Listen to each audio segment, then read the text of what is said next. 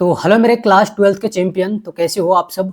अच्छे होंगे ये मैं उम्मीद करता हूँ। और इसी उम्मीद से आज क्लास 12th कंप्यूटर साइंस के चैप्टर नंबर 2 को स्टार्ट करने वाले हैं हम लोग। ठीक है। और चैप्टर नंबर 1 की बात करें तो चैप्टर नंबर 1 जो है हम लोग पूरा सारी चीज़ें पढ़ लिए हैं। उस चैप्टर में एक छोटी सी बात हम लोग को सीखना था, वो था लूप। ठीक है। ये लूप वाला चीज़ उसमें छूट गया है, इसके लिए मैंने वीडियो आपको रिकमेंड करा था, तो जा करके आप देख लेना एक बार। ठीक है जी। चलो पीछे वीडियो की बात नहीं करेंगे। आज नया चैप्टर स्टार्ट कर रहे हैं हम लोग, जिसका नाम क्या है, कॉन्सेप्ट ऑफ ओओपी। देखो भैया, यहाँ चैप्टर के नाम से समझो क्या बोला है, कॉन्सेप्ट ऑफ ओओपी। तो ओओपी क्या है, मैंने आपको पढ़ाया था कि ओओपी जो होता है इसी को क्या कहते हैं, सी प्लस प्लस कहते हैं। ठीक है। मतलब इस चैप्टर के अंदर हमें कॉन्सेप्ट ऑफ ओओपी मतलब concept of C plus plus ही पढ़ना है, इतना समझो। ठीक। चलो इस चैप्टर को तुरंत रिवाइज कर लेते हैं और फिर इसके बाद इसमें जो भी रिटन क्वेश्चन बनेंगे उसके बारे में बात कर लेंगे, और जितने भी एमसीक्यू क्वेश्चन बनेंगे उसके बारे में भी बात कर लेंगे। ठीक है। चलो पहले इस चैप्टर को क्विक रिवीजन कर लेते हैं। देखो मैं यहाँ पे जो हूँ ना क्रिस्प चीज़ों को लिख करके लाया हूँ, और आप इतना पढ़ लो सफिशियंट है, विश्वास रखा करो। ठीक है जी, बता रहा हूँ बार बार। ठीक। तो इस चैप्टर के इंट्रोडक्शन में अगर हम लोग बात करें तो देखो पॉइंट वाइज चीजें मैंने आपको डिस्कस कर रखा है। कहता है कि the C plus plus programming language is known as OOP. जो C plus plus programming language होता है उसी को हम लोग क्या कहते हैं, ओओपी कहते हैं। इतना बात समझ में आया? ठीक है। सेकंड पॉइंट कहता है कि OOP stands for object oriented programming language. अब देखो ये कई बार ये जो है ना फुल फॉर्म में पूछ लेता है, तो इस लाइन को ध्यान रखना। ठीक है। ये कई बार आपसे डायरेक्ट जो है पूछ लेगा कि बताओ कि ओओपी का मतलब क्या होता है, तो ये लाइन आप क्या करोगे, याद रखोगे। ठीक है। चलो थर्ड पॉइंट इसमें कहता है कि it was developed by Bjarne Stroustrup in USA at AT&T bell laboratory is in 1980।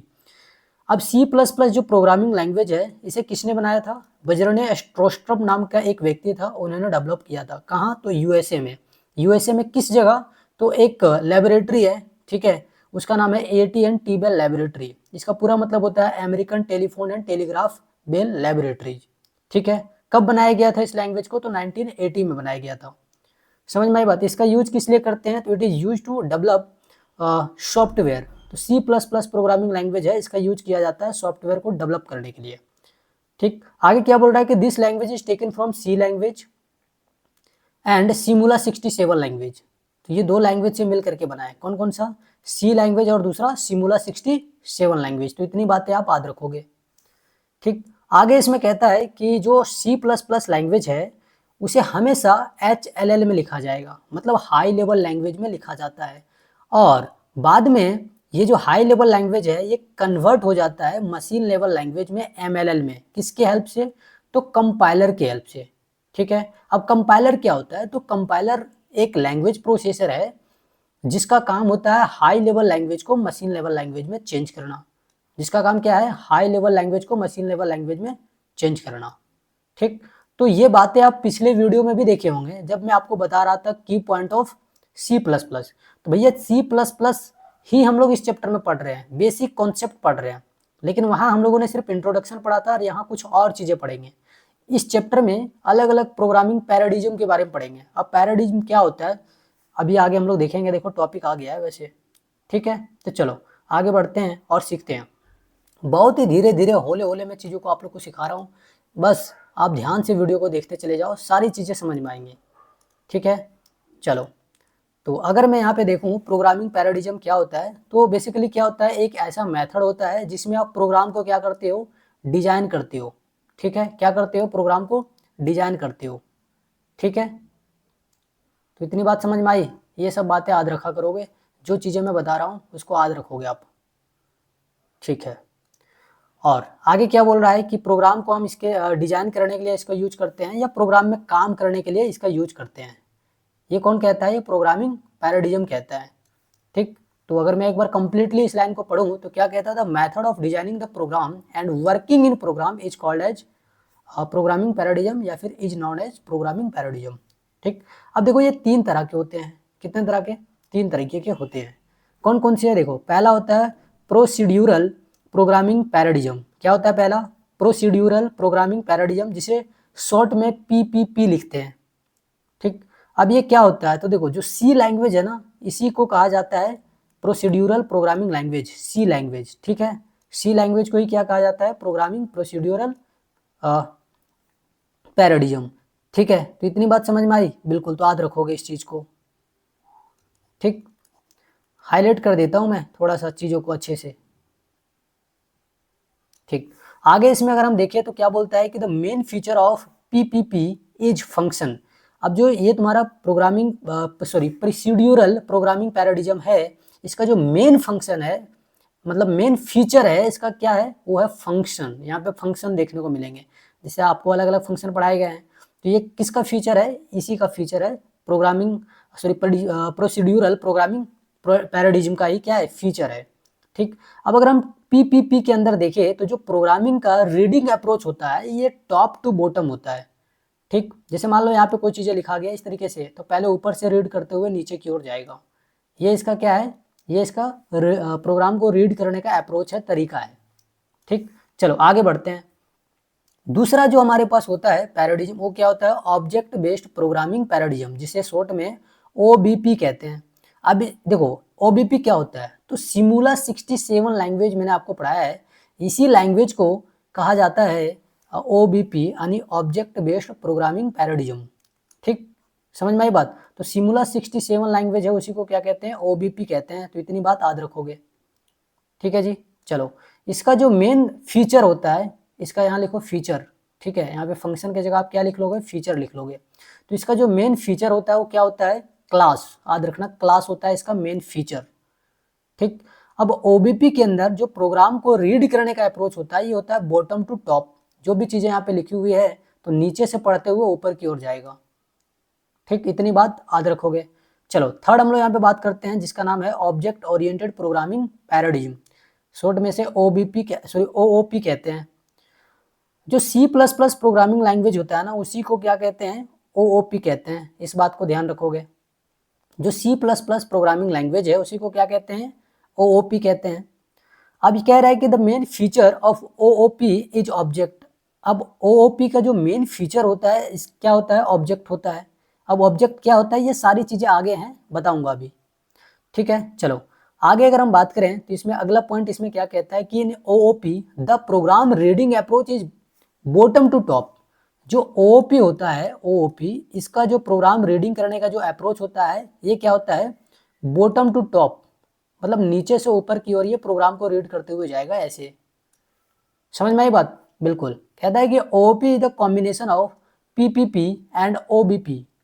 PPP मतलब procedural programming paradigm, and OBP मतलब ऑब्जेक्ट बेस्ड प्रोग्रामिंग पैराडिज्म। तो ये दोनों का क्या है, कॉम्बिनेशन है, कौन, तो ओओपी। समझ में आया बात, ये पॉइंट ये कहना चाह रहा है आपसे। ठीक है, चलो अब इसकी कुछ बेसिक कॉन्सेप्ट के बारे में बात करते हैं। इधर थोड़ा सा अपना ध्यान इस पे ज़्यादा देना, क्योंकि यहाँ से क्वेश्चन बनते हैं ऑब्जेक्टिव में। ठीक है, तो हम लोग बेसिक कॉन्सेप्ट ऑफ ओओपी की अगर बात करें तो बहुत सारे बेसिक कॉन्सेप्ट इसमें अलग अलग इंप्लीमेंट किए गए हैं, जिसमें से हम लोग कुछ की बात करेंगे जो इंपॉर्टेंट है, जो हमारे सिलेबस में है। ठीक, जिसमें से पहला हम लोग बात करेंगे क्लास। तो भैया क्लास क्या होता है, तो कहता है कि the binding of data member and member function in a single unit is known as class. जब भी आप डेटा मेंबर को और मेंबर फंक्शन को किसी एक यूनिट में रैप करने का काम कर रहे हो, बाइंडिंग करने का काम कर रहे हो, तो उसी को क्या कहा जाएगा, क्लास कहा जाएगा। ठीक है, अब उसी तरीके से होता है ऑब्जेक्ट। तो ऑब्जेक्ट क्या होता है, याद रखना, ये कई बार आता है ऑब्जेक्टिव में। तो ऑब्जेक्ट क्या होता है, द इंस्टेंस ऑफ क्लास और short name of the class is known as object. अब कोई भी नाम है, ठीक है, कोई भी नाम, उसको क्लास कह दो। जैसे मान लो मैं यहाँ पे एक नाम लिख लेता हूँ कंप्यूटर, क्या लिख दिया, कंप्यूटर। अब ये क्या है, एक क्लास है। अब इस क्लास का मैं एक छोटा नाम रख दूं, नाम रख देता हूं CMS। तो ये जो नाम रखे हैं ये ऑब्जेक्ट कहलाएगा, क्या कहलाएगा, ऑब्जेक्ट।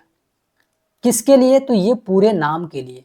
तो जब भी आप एक किसी बड़े नाम को क्लास मान लेते हैं और उस क्लास का छोटा नाम क्रिएट कर देते हैं कुछ, तो उसी को क्या बोलेंगे, ऑब्जेक्ट कहेंगे। चलो जी, इतनी बात समझ में आ गई होगी आपको। आगे इसमें अगर हम लोग बात करें तो आगे जो टर्मोलॉजी आता है वो आता है डेटा एब्स्ट्रैक्शन या डेटा हाइडिंग। इसका मतलब क्या होता है, the act of essential feature without including the background details is known as data abstraction. कहता है कि जो भी इसेंशियल फीचर हैं, अगर हम उसे क्या कर रहे हैं, दिखा रहे हैं या एक्ट करवा रहे हैं बिना बैकग्राउंड डिटेल को दिखाए हुए, तो उसे ही क्या कहा जाएगा, डेटा एब्स्ट्रैक्शन कहा जाएगा। समझ में आई बात। चलो आगे बढ़ जाते हैं। अब आता है डेटा इनकैप्सुलेशन। अब इसका मतलब क्या होता है, समझो ध्यान से। कहता है कि the process for wrapping the data member and member function in a single unit is called as data encapsulation. Wrapping, wrapping का मतलब समझते हो, बांधना, समझ रहे हो, या खींचना या रैप करना, जो भी आप समझो। तो जब भी हम data member and member function को रैप कर देते हैं किसी एक यूनिट में, तो उसी को क्या कहा जाएगा, डेटा इनकैप्सुलेशन कहा जाएगा। ठीक, अब आगे आ जाओ। कहते हैं मॉड्यूलरिटी। 5 में इसका जो बेसिक कॉन्सेप्ट है क्या है, मॉड्यूलरिटी। इसका मतलब होता है the process which is use to divide the program in multiple parts is called as modularity. मतलब जब भी हम प्रोग्राम को अलग अलग पार्ट में डिवाइड कर देते हैं, तो ये जो प्रोसेस है यही क्या कहलाता है, मॉड्यूलरिटी कहलाता है। समझ में आई बात। Whenever you will divide the program in multiple parts, this process is called be modularity. ठीक है, समझ में आई बात। चलो भैया आगे बात करते हैं इनहेरिटेंस का। तो इनहेरिटेंस का डेफिनेशन क्या कहता है कि the transfer of data one class to another class is called as inheritance. मतलब अगर आप एक डेटा को एक क्लास से दूसरे क्लास में क्या करते हो, ट्रांसफर करा देते हो। ठीक है, तो यही जो प्रोसेस है क्या कहलाएगा, इनहेरिटेंस कहलाएगा। Whenever you will transfer the data one class to another class, this is called inheritance. ठीक है, इतनी बात समझ में आ गई, बिल्कुल। अब आगे आ जाओ। आगे आते हैं 7 नंबर फीचर के बारे में। ये होता है पॉलीमॉर्फिज्म।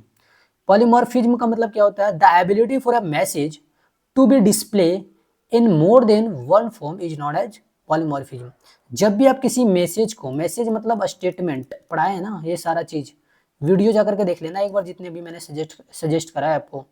तो एक ऐसा एबिलिटी जिसमें मैसेज को मल्टीपल तरीके से दिखाया जाए, मोर देन वन फॉर्म अगर दिखाया जाए, तो उसी को क्या कहा जाएगा, पॉलीमॉर्फिज्म कहा जाएगा। ठीक है, the ability for a message to be display in more than one form is known as polymorphism. ठीक है, तो ये बातें आपको समझ में आ गई, बिल्कुल सर आ गई। आगे बढ़ जाओ अब। ठीक है, बढ़ जाते हैं फिर। ठीक है जी, आगे देखो क्या कहता है कि जो पॉलीमॉर्फिज्म होता है ये बेसिकली 2 तरीके से होते हैं। इसे फंक्शन ओवरलोडिंग भी कहा जाता है। एक चीज याद रखना, क्या कहते हैं इसे, फंक्शन ओवरलोडिंग भी कहते हैं। ठीक, ठीक है भैया। ये 2 तरीके के होते हैं, एक होता है कंपाइल टाइम पॉलीमॉर्फिज्म और एक होता है रन टाइम पॉलीमॉर्फिज्म। आओ इसे समझते हैं क्या कहता है ये। तो देखो, जो कंपाइल टाइम पॉलीमॉर्फिज्म होता है ये कहता है कि द इनपुट टाइम वर्किंग, जब हम किसी चीज को इनपुट करने समय जो वर्किंग करते हैं उसी को क्या कहा जाएगा, कंपाइल टाइम पॉलीमॉर्फिज्म कहेंगे। ठीक है, रन टाइम क्या होता है, जब हम आउटपुट के समय किसी काम को कर रहे हैं, the output time working in C++ programming is known as run time polymorphism. जब भी हम आउटपुट को करने समय या आउटपुट को दिखाने समय जो भी काम करते हैं उसी को क्या बोलेंगे, रन टाइम पॉलीमॉर्फिज्म। ठीक है, समझ में आ गई बात, बिल्कुल। अब देखो कुछ, ये चैप्टर खत्म हो गया, छोटा सा चैप्टर है, इसमें बहुत ज्यादा दिमाग नहीं लगाना है अपने को। 2 मार्क्स यहाँ से पूछे जाते हैं आपसे, इस चैप्टर से 2 मार्क्स के क्वेश्चन आते हैं, चाहे वो रिटर्न हो या फिर ऑब्जेक्टिव, 2 ही मार्क्स यहाँ से पूछेगा। ठीक है, चलो। तो देखो सम, यहाँ पे मैंने आपको सम रिटर्न क्वेश्चन जो है सजेस्ट करा है।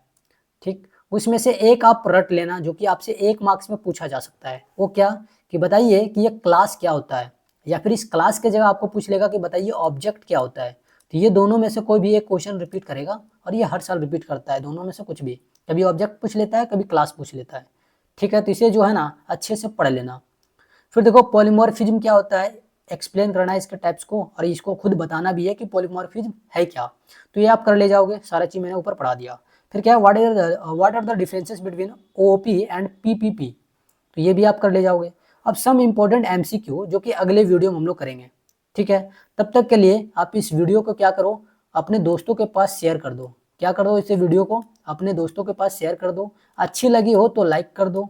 ठीक है, और बातें अगर कुछ समझ में नहीं आई हो या आपको बहुत अच्छा लगा हो तो अपने हिसाब से एक कमेंट कर दो। ठीक है, और इस चैनल पे अगर नए आए हो तो इस चैनल को क्या कर दो, सब्सक्राइब कर दो। इतनी सी रिक्वेस्ट है जो आप लोग को करना है। ठीक है, बाकी आप लोग से मुझे कुछ भी नहीं चाहिए, एक बेहतर रिजल्ट चाहिए।